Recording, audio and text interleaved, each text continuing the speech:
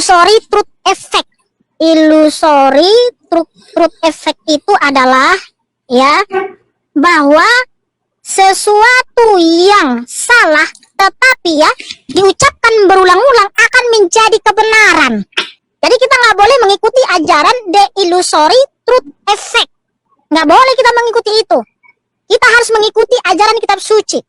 Nah, dunia kan mengganti namanya menjadi Yesus Kristus. Ada yang bilang Jesus Christ. Coba bahasa yang sederhana dulu toh. Saya nggak ngerti bahasa asing itu. Arti dari illusory truth effect itu adalah efek kebenaran ilusi, yaitu kecenderungan psikologis di mana seseorang lebih mudah mempercayai informasi palsu sebagai kebenaran setelah informasi tersebut diulang-ulang.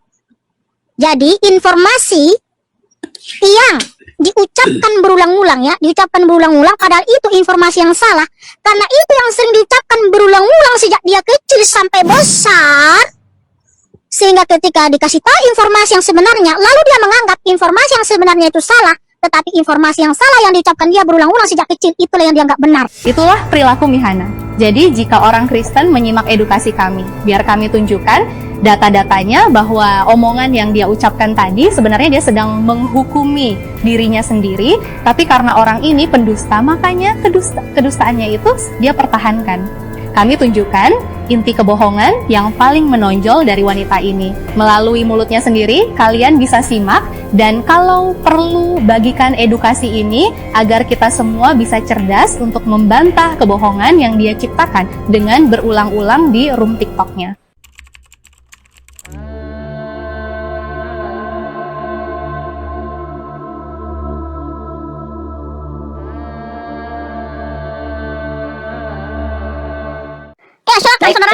Baik teman-teman, kalau berbicara tentang Tuhan bangsa Israel itu tidak pernah bernama Yahweh atau Yud-Heh-Vav-Heh. Dan tidak pula ada Tuhan Bani Israel yang bernama Yehoshua HaMashiach, itu tidak ada. Saya berbicara tentang iman saya terlebih dahulu. Kalau kita berbicara Al-Quran, di dalam Quran surat Toha ayat ke-14, Allah Subhanahu wa Ta'ala berfirman, bagaimana rentetan dari Quran surat Toha ayat 1 sampai 30 dan seterusnya itu berbicara tentang Musa. Bagaimana Allah memperkenalkan namanya kepada Musa itu bukan Yud-Heh-Vav-Heh, bukan Yehoshua, tetapi Quran surat Toha ayat ke-14 nyatakan a'udzubillahi minasyaitonirrajim innani annallahu la ilaha illa anna fa'budni wa aqimis sholata li dzikri. Ketika Allah memperkenalkan kepada Musa, namanya adalah Allah. Tidak ada Tuhan yang berhak dilatriai, tidak ada Tuhan yang berhak disembah kecuali hanya Allah Jalla Jalaluh. Pak Budeni berlatria, beribadah, menyembah itu hanya kepadaku. Wa aqimis sholah, dan dirikanlah sholat li zikri, untuk mengingat aku. Berbicara tentang Tuhannya Musa, Quran surat Toha ayat ke-14 secara eksplisit menyatakan bahwa Tuhannya itu adalah Allah. Nah begini saudara Kunandar, kalau dalam kitab suci ini kan sudah jelas bahwa kitab suci ini ditulis oleh 40 nabi dan rasul, di mana pertama sekali yang menulis itu adalah Nabi Musa, Bani Israel, yang dimana beliau menulis dari 1500 tahun sebelum Masehi. Dialah yang menulis kitab Torah, yaitu kitab Kejadian, Keluaran, Imamat, Bilangan, Ulangan. Kalau dalam bahasa Ibraninya adalah Beresit, Shemot, Vaikra, Bamidbar, dan Devarim. Bamidbar.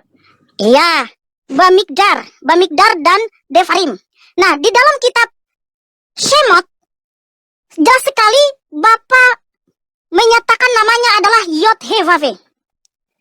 Firman Allah di Quran Taha 14, yang dimana kalau kita baca itu dari ayat 9 itu berkesinambungan, itu menjelaskan kisah Musa. Nah pertanyaan saya, kenapa kamu begitu pede kalau Musa, karena Musa di dalam kitabmu kan Bani Israel, dijelaskan di dalam kitabmu Musa itu diutus kepada Bani Israel, dia orang Israel.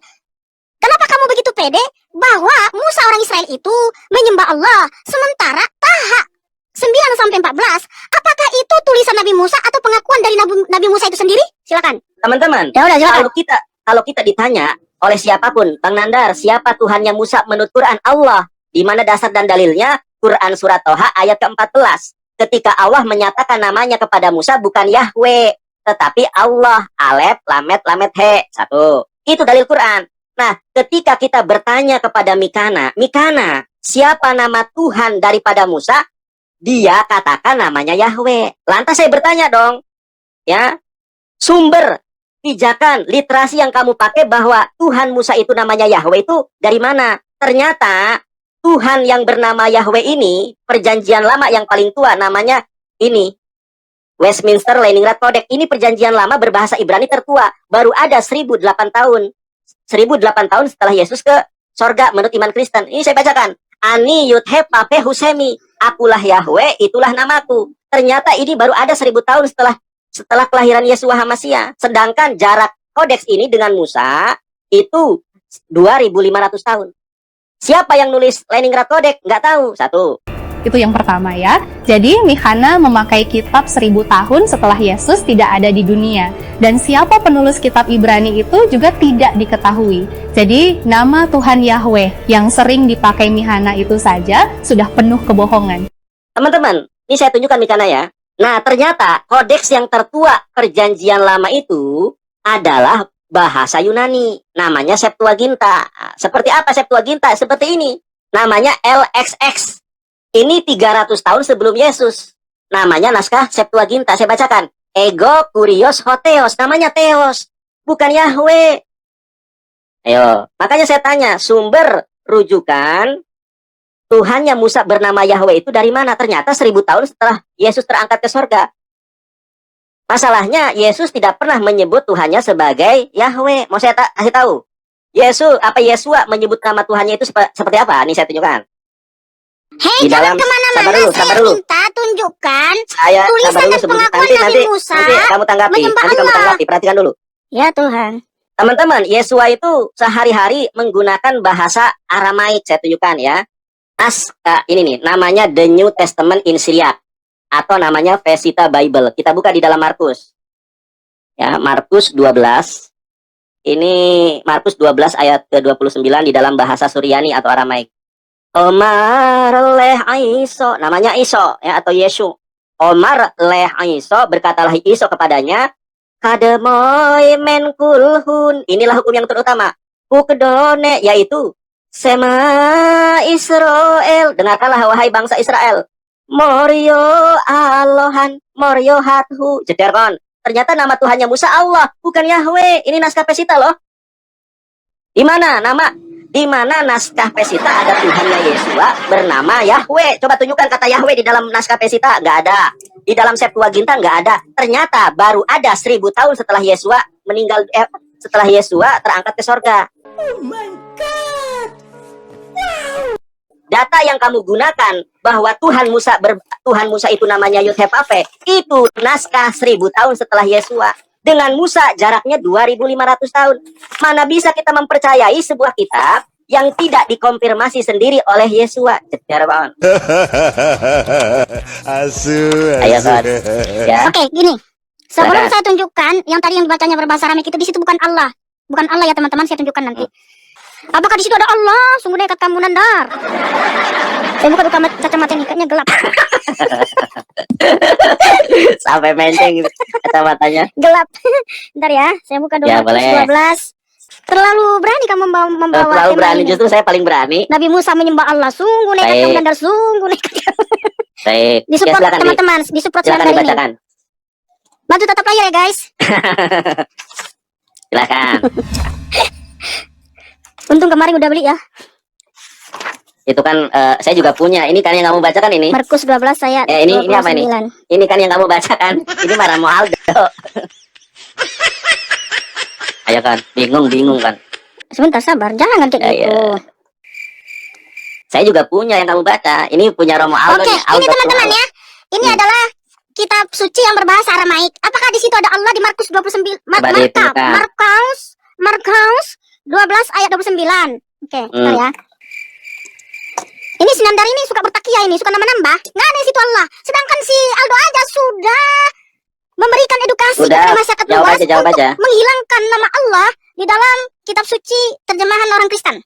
Yang bisa menilai secara objektif adalah teman-teman non-Kristen. Karena kalian ini tidak mendukung Kristen tertentu kan? Ya, kalau saya dispute ya, saya bertengkar gitu ya, berdebat sama Kristen yang lain gitu. Yang menilai Kristen Trinitas itu pasti belain yang Trinitas gitu. Jadi pandangannya tidak objektif. Nah, teman-teman yang non-Kristen itu pandangannya objektif. Ya, pasti bisa melihat, ini posisi saya ini benar atau salah nih. Ini teman-teman, Markus 12. Ya, ini ya.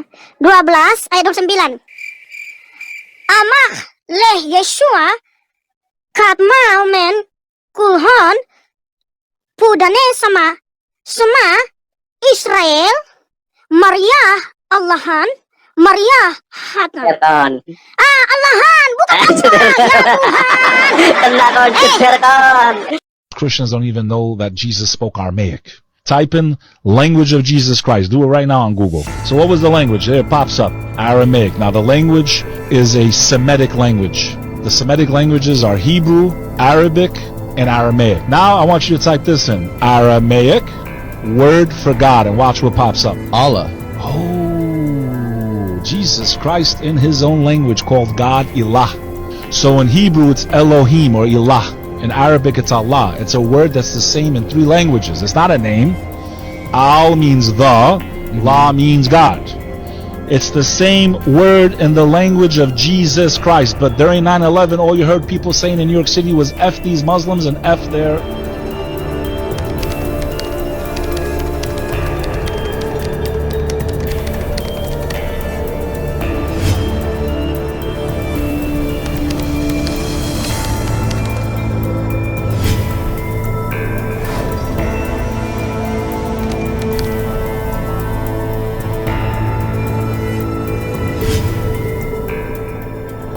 As a Jew, I can say Allah is the same God of the Torah. I was asked the question whether Allah is the same God as the God of the Old Testament. The answer to that question is yes. The Muslim concept of Allah is exactly the same as the Jewish concept of Hashem. Even if some Jews tell you that, oh, we don't believe in the same God as the Muslims do, they're only saying this because of political reasons. In fact, Rabbi Moshe ben Maimon, who was probably the biggest scholar that ever lived. He lived about 1,000 years ago. He says, if a Jew needs to pray, he is allowed to go to a mosque and pray, because the Muslim concept of God is exactly the same as the Jewish concept of God. As a Jew, freely say this, and without even any hesitations, I can use the Arabic phrase Allahu Akbar, and have no problem saying that Allah is really the same God of the Torah. Ternyata Allah. Allahan Iya Allah, dia nggak ada Yahweh di ya situ. Tuhan. Baik, ada kata Yahweh nggak di situ? Ada kata Yahweh nggak di situ? Sebentar dulu, jangan ke situ dulu. Ada nggak kata Yahweh di situ? Maria, Baik, Yot saya sama tunjukkan. saja. Ya, Maria, Yahweh Baik. sama saja. Mikana. Tunggu dulu. Sabar dulu. Baik, Jangan kamu silakan. ini. Jadi teman-teman ini saya kasih tahu sama kalian ya. Itu Aldo aja itu sudah memberikan edukasi. Yang ini, oke saya ambil dulu kertas. Ya. Oke. Ini teman-teman, kata ini Alahan. Kena. Aduh, blunder. Ini teman-teman. Oke, mana itu? Saya lagi nih. Bingung. Udah. Jadi itulah faktanya. Jadi kalau Mihana ini pembohong memakai kitab pembohong yang penulis kitab nama Tuhan, Yahweh saja tidak diketahui siapa penulisnya. Sementara dia berulang-ulang menyebut kebohongan itu, sementara di tempat lain dia sendiri mengakui bahwa nama Tuhan yang disembah Musa dalam bahasa aslinya Allah atau Allah bukan Yahweh. Ini teman-teman, Markus 12. Ya, ini ya. 12 ayat 29. Amah leh Yeshua kat mau men kulhon pudane sama Israel Maria Allahan Maria Hatan. Setan. Allahan bukan Allah ya Tuhan. Kena kau setan. Jadi, kalau kalian Kristen yang awam tidak paham bahasa Semitik, tentu akan jatuh dalam kebohongan wanita ini. Jadi wanita ini di hadapan apologet Muslim, dia tidak ada apa-apanya. Tapi kalau di hadapan orang awam seperti kita, kebohongan yang diucapkannya dengan berulang-ulang itu seperti kebenaran yang meyakinkan. Padahal itu palsu dan dusta yang dia simpan sampai kiamat.